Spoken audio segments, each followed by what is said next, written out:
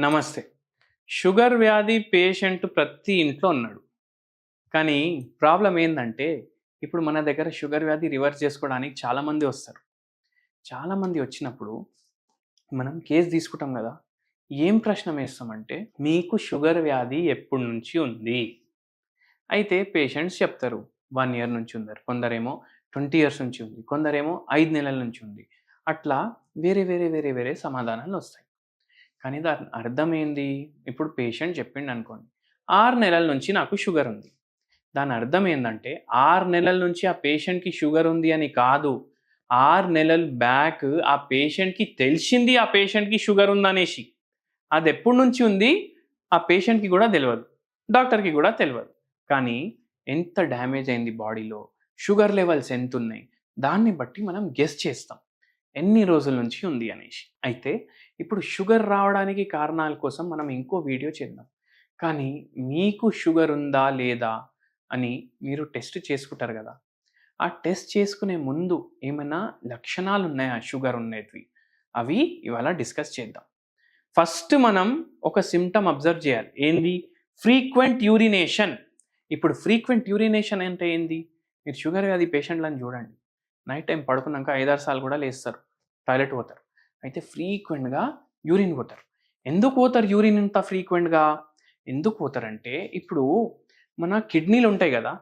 మన కిడ్నీలు అర్థమైపోతది వీటికి షుగర్ వ్యాధి ఉంది అనేసి. అంటే మనకు తెలిసే ముందు మన కిడ్నీలకు తెలుసు. ఏంది? షుగర్ వ్యాధి వచ్చేసిందని. ఎందుకు తెలుస్తదంటే ఇప్పుడు షుగర్ వ్యాధిలో ఏమైతది? బ్లడ్ గ్లూకోజ్ లెవెల్ పెరిగిపోతది. ఇప్పుడు ఈ బ్లడ్ గ్లూకోజ్ లెవెల్ పెరగడం వల్ల ఇప్పుడు ఈ బ్లడ్ ఫిల్టర్ అయితది.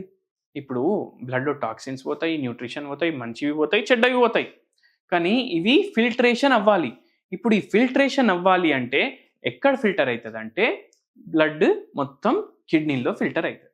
అండ్ దాంట్లో ఉన్న వేస్ట్ మొత్తం కిడ్నీ ఫిల్టర్ చేసి ఆ వేస్ట్‌ని యూరిన్ ఫార్మ్‌లో బాడీ బయటికి పంపిస్తది. ఇప్పుడు ఎక్కువ గ్లూకోజ్ ఉండడం గూడా ఒక వేస్టే. ఇప్పుడు బ్లడ్ గ్లూకోజ్ లెవెల్ పెరిగింది గదా! ఆ గ్లూకోజ్ మొత్తం ఇప్పుడు బాడీ బయటికి రావాలి. ఆ గ్లూకోజ్ మొత్తం బాడీ బయటికి రావాలంటే కిడ్నీ ఎక్కువ పని జేయాలి. కిడ్నీ ఎక్కువ పని జేసి ఆ గ్లూకోజ్ ఎక్సెస్ బాడీలోకెళ్ళి తీసి మూత్రం రూపంలో మనకు బయటికొచ్చేస్తది. అందుకే కంటిన్యూయస్‌లీ గ్లూకోజ్‌ని బయటికి పంపియాలి. ఎందుకు? వేరే ఆర్గన్స్ డ్యామేజ్ అయితాయి. కిడ్నీ డ్యామేజ్ అయితది, లివర్ డ్యామేజ్ అయితది, జాయింట్స్ డ్యామేజ్ అయితాయి, మోకాలు నొప్పులు రావచ్చు, నీరసంగా అనిపియొచ్చు. ఇవన్నీ అయితాయి కాబట్టి ఆ షుగర్‌ని బయటికి పంపియాలి. అయితే యూరిన్ ఫార్మ్‌లో బయటికి పంపియడానికి ఫిల్ట్రేషన్ ప్రాసెస్ ఫాస్ట్ అయిపోతది. ఇప్పుడు ఫ్రీక్వెంట్‌లీ టాయిలెట్ పోతే డీహైడ్రేషన్ అయితుంది గదా! ఆ డీహైడ్రేషన్‌ని కాంపెన్సేట్ జేయడానికి మనిషికి దాహం అనేది పెరిగిపోతది. ఇక్కడ ఇచ్చిండు. ఏమిచ్చిండు?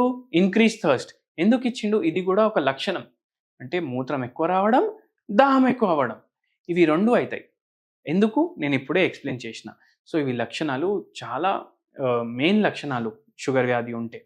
అయితే అవి కాకుండా slow healing cuts and source. ఇప్పుడు ఏమైనా ఇట్లా కట్ అయింది. లేదంటే ఏమైనా దెబ్బ తాకింది. చాలా రోజులు పడుతుందనుకోండి హీల్ అవ్వడానికి. అప్పుడు గూడా అది షుగర్ వ్యాధికి లక్షణం. ఎందుకు లక్షణం? ఇప్పుడు బ్లడ్ వచ్చిందిక్కడ. బ్లడ్‌లో ఏముంది? గ్లూకోజ్ ఉంది. ఆ గ్లూకోజ్ ఎంతుంది? ఎంత ఉండాలి? దానికన్నా ఎక్కువుంది. అయితే ఏమైతది? బాక్టీరియాలు, ఫంగస్‌లు, వైరస్‌లు ఈజీగా మనిషి గూడా గ్లూకోజ్ పైననే నడుస్తాడు. ఎనర్జీ ఇస్తది గ్లూకోజ్. అయితే ఇవన్నీ ఆర్గానిజమ్స్ ఉంటాయి గదా! మైక్రోస్కోపిక్ ఆర్గానిజమ్స్ అవిటికి గూడా ఎనర్జీ గావాలి. ఆ ఎనర్జీ ఎక్కడ నుంచొస్తది? మన ఇవి కట్లే, వూండ్లు దానికి ఎనర్జీ ఇస్తున్నాయి గ్లూకోజ్ ఇచ్చేసి. అందుకే దాని క్వాంటిటీ అక్కడ పెరుగుతది. ఈజీగా ఇన్ఫెక్షన్ అయితది. ఆ ఇన్ఫెక్షన్ మళ్ళా తగ్గడానికి టైం పడతది. అయితే ఇట్లా దెబ్బలు మెల్లగా తగ్గడం, ఇన్ఫెక్షన్‌లు దగ్గు, జలుబు, జ్వరం అవి గూడా వస్తే మెల్లగా తగ్గడం, మోకాలు నొప్పి ఏమైనా ఎక్కువుందంటే అది మెల్లగా తగ్గడం.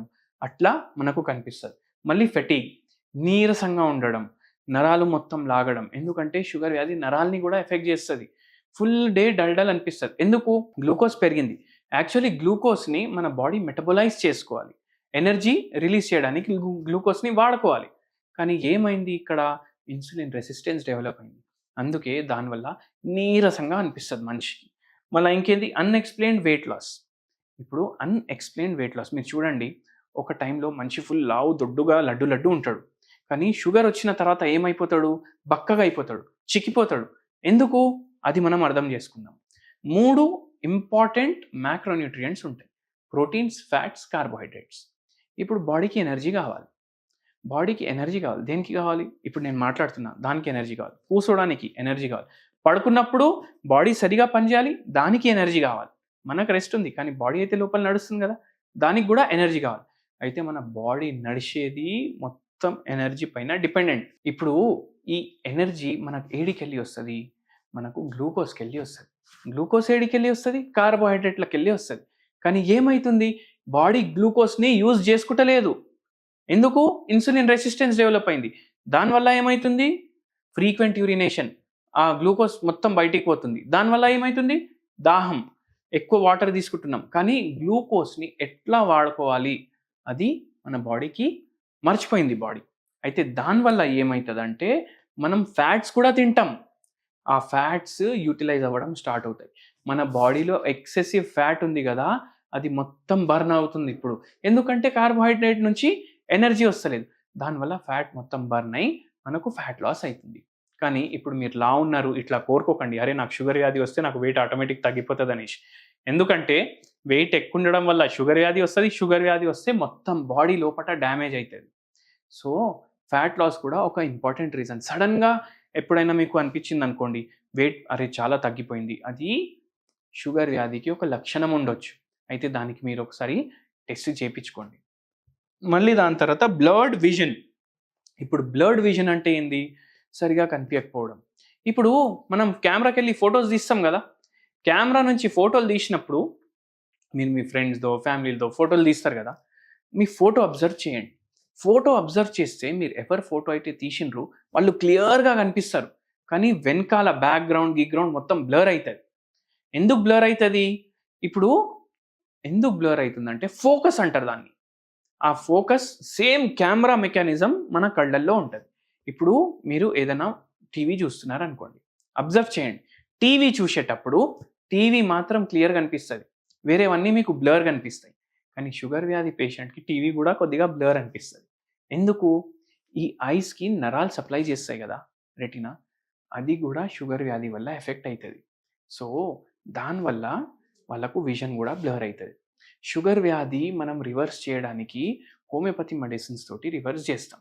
ఇప్పుడు రివర్స్ ఎట్లా అయితది? ఒకసారి వచ్చినాక వ్యాధి? చూడండి, ఇప్పుడు ఇన్సులిన్ అనేది సబ్స్టెన్స్ ఏదైతే ఉంటది, అది మొత్తానికి ఆగిపోతదంటారు. కొందరు అనుకుంటారు అట్లా షుగర్ వ్యాధి ఉన్నోళ్ళు. ఇంకా ప్రొడ్యూస్ కాదు. కానీ అది కాదు. ఇన్సులిన్ రెసిస్టెన్స్ డెవలప్ అయిపోయింది బాడీలో. అందుకే ఈ సింప్టమ్‌లొచ్చినాయి. షుగర్ వ్యాధి వచ్చింది. కానీ మనం ఏం చేస్తాం? హోమియోపతి తోటి మళ్ళీ ఇన్సులిన్ రెసిస్టెన్స్‌ని తగ్గిస్తాం. మీ బాడీలో ఉన్న ఇన్సులిన్ మీరు వాడుకున్నట్టు చేస్తాం. బై చాన్స్ ప్రొడక్షన్ కొంచెం తగ్గిపోయిందంటే అది కూడా పెంచడానికి ట్రై చేస్తాం. అండ్ మోస్ట్ ఇంపార్టెంట్‌లీ హోమియోపతికి సైడ్ ఎఫెక్ట్స్ ఉండవు.